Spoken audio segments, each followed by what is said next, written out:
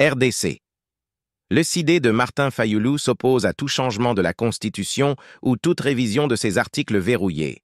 Ouvert sous le thème « Sauvons la RDC du danger », les travaux du Conseil national de l'ECID, rassemblant plus de 200 délégués des 32 provinces politiques du parti, se sont clôturés à Kinshasa, capitale de la République démocratique du Congo, RDC.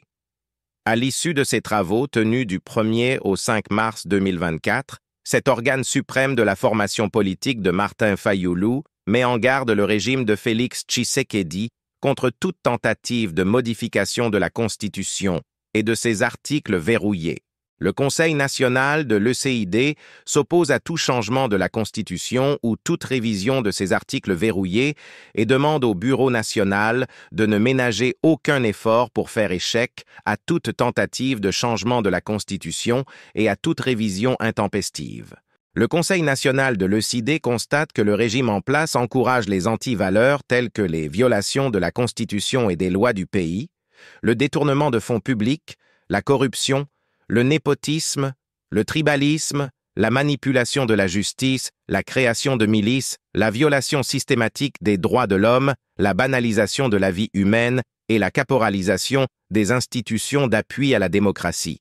Il enjoint donc le Bureau national à mobiliser les Congolaises et Congolais pour lutter vigoureusement contre ces pratiques, ajoute le communiqué final.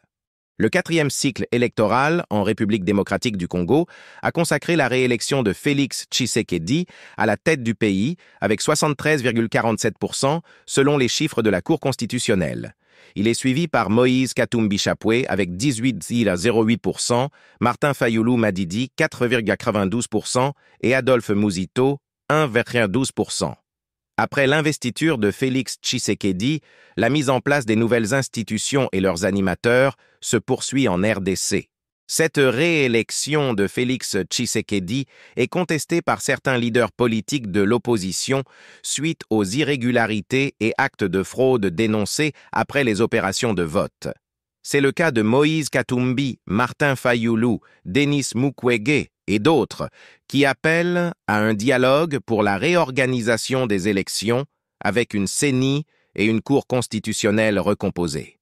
À lumière de l'actuelle constitution en vigueur en RDC, Félix Tshisekedi ne peut plus se présenter aux élections au-delà de son second mandat.